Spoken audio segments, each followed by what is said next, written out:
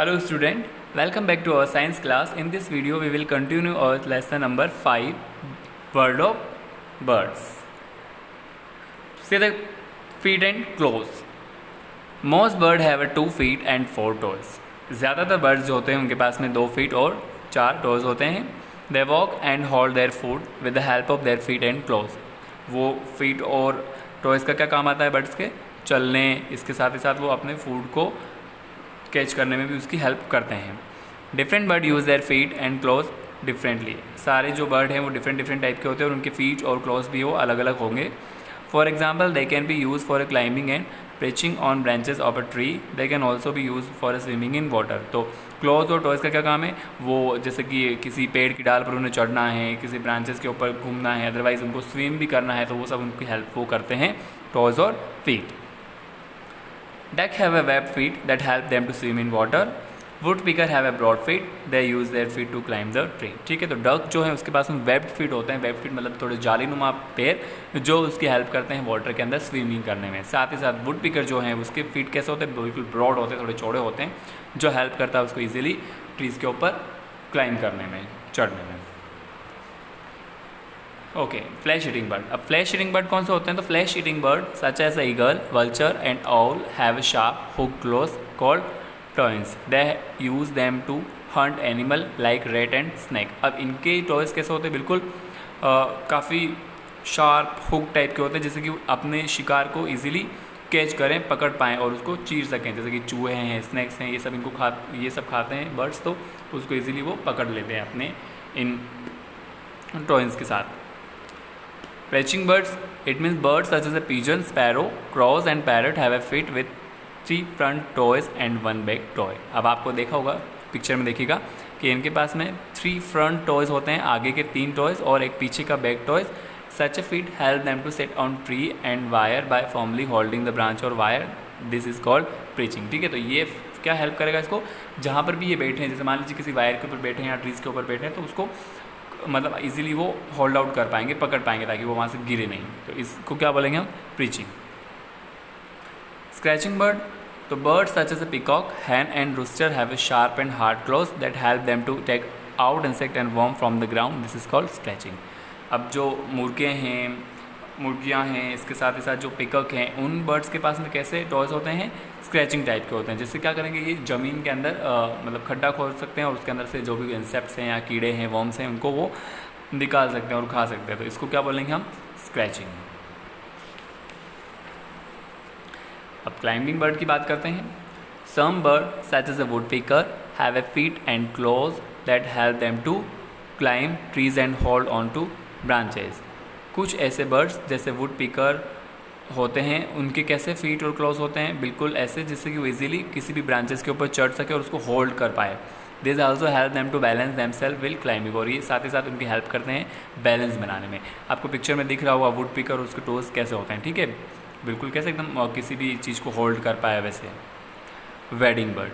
Wading bird means birds such as herons and cranes have a long and thin legs that help them to walk in muddy water in search of food. This is called wading. अब ये ऐसे bird जो कीचड़ या गंदे पानी में जब चलते हैं तो उनको हेल्प करेंगे ये सब, कि वो इजीली अपना शिकार उसके अंदर वो ढूंढ पाएँ. तो इसको बोलेंगे हम wedding bird. Swimming and aquatic bird. Aquatic bird means ऐसे जो पानी के अंदर रहते हैं. Birds such as a duck and swan have a webbed feet that help them to swim in water for catching their prey. ऐसे birds जो help करते हैं, ऐसे बर्ड्स जो वाटर में रहते हैं, उनके कैसे फीट होते हैं? वेब फीट, बिल्कुल जाली टाइप के. आपको दिख रहा होगा पिक्चर में ये कैसे इसकी टॉयज़ के नीचे जो जाली नुआ ऐसा कुछ बना हुआ है, वो उसको हेल्प करेगा इजीली वाटर में स्विम करने में, ताकि वो अपने फूड को सर्च कर पाए. Okay, now come to the next point, nest. Nest क्या होता है आप सबको पता है? नेस्ट मतलब बर्ड्स के जो होम को हम क्या बोलते हैं? नेस्ट बोलते हैं. तो bird live in a nest, it is the home of the bird. Birds जो हैं वो कहाँ पे रहते हैं? नेस्ट में रहते हैं, और बर्ड्स के होम को ही हम नेस्ट बोलते हैं. Birds use string, grass, feathers, cotton, wool, leaves and sometime even mud to build their nest. अब बर्ड्स अपना नेस्ट कैसे बनाते हैं? आप लोगों ने कभी देखा होगा बर्ड्स को अपना नेस्ट बनाते हुए, तो आप देखिएगा उसके अंदर वो ग्रास है, feathers हैं, कॉटन है, वूल है या सूखी पत्तियाँ, उनका सब वो यूज़ करके अपना नेस्ट बिल्ड करते हैं. Nest provide the bird a safe place for laying egg and developing young bird. वो नेस्ट क्यों बनाते हैं बर्ड्स? क्योंकि वो अपने बच्चों को वहाँ पर प्रोटेक्ट कर पाएँ और साथ ही साथ एग भी वो उन्हीं नेस्ट के अंदर देते हैं। They also protect the bird from heat, cold, rain and enemies. साथ ही साथ जब बहुत ज़्यादा नाइट के टाइम अगर उन्हें कहीं रेस्ट करना है और बहुत ज़्यादा हीट है, कोल्ड है, तो वो सब नेस्ट में जा कर के स्टे करेंगे ताकि वो खुद को प्रोटेक्ट रख पाए वहाँ पर। Okay, different type of nest. अब हम अलग अलग टाइप के नेस्ट की बात करेंगे। Birds build their nest in different shape. अब सब बर्ड्स जो हैं वो अलग अलग टाइप के नेस्ट बनाते हैं, सबका शेप अलग होता है। जैसे बात करेंगे हम, weaver bird build flask shaped nest that faces upside down. They make their nest by using twig and grass. Such a nest has a tunnel-like opening at the bottom through which the bird enter. Waiver bird का nest दिख रहा है आपको, बिल्कुल ऐसा। कैसा? बिल्कुल वो नीचे की ओर लटकता हुआ होता है। वो किस चीज़ से बनाते हैं? वो ग्रास और ट्विंग से, जिससे वो नीचे की ओर आराम से उसके अंदर घुस पाए।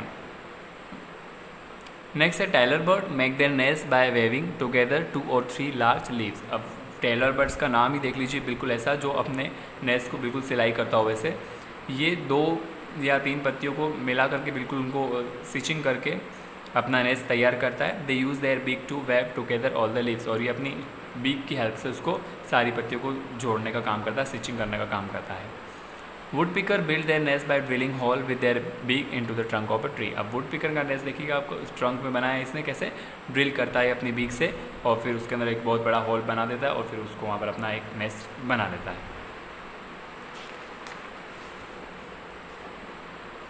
Penguins make their nest on the ground. Since they live in cold region where it is difficult to find leaves and grasses, they build their nest using pebbles and stones. अब पेंगुइन जो है वो रहता ही ऐसे इलाके में जहाँ पर लीव्स हैं या ऐसी कुछ ग्रासेस तो उसको अवेलेबल होगी नहीं, तो फिर वो अपना घोंसला कैसे बनाएगा?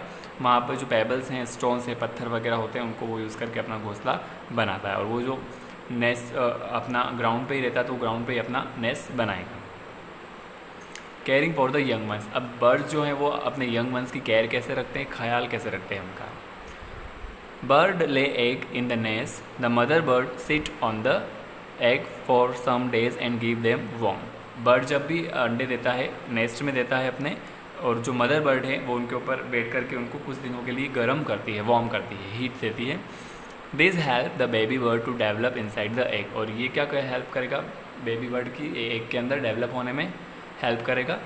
When the egg hatch and the baby bird come out, तो जब क्या होंगे, एग पूरा प्रिपेयर हो जाएगा और जब बेबी उसमें से बाहर आ जाएगा, then they are weak featherless are expose to danger. तब वो जो बेबी होता है, बर्ड का यंग वन होता है, वो बहुत ज़्यादा कमज़ोर होता है, उसके पास इतने फेदर्स भी नहीं होते हैं। तो पेरेंट बर्ड्स जो होते हैं वो उनकी केयर करते हैं, वो वहीं पर उनको फीड कराते हैं, फूड देते हैं, until the baby birds are taking care of themselves. तब तक जब तक कि वो इतना बड़ा नहीं हो जाए कि वो खुद से फ्लाई कर पाए। Okay, see the check point, fill in the blanks. Bird have 2 feet and 4 toes। मतलब बर्ड्स के पास में 2 feet और 4 toes होते हैं। Home of bird is called nest. Bird के होम को क्या बोलते हैं? Nest. And bird have a tongue that help them to make sound. ठीक है, तो बर्ड के पास में टीथ नहीं होते हैं, तो बर्ड्स जो होता है वो अपनी टंग की हेल्प से साउंड करते हैं। Okay, our chapter is completed. Next video we will discuss the exercise. Thank you.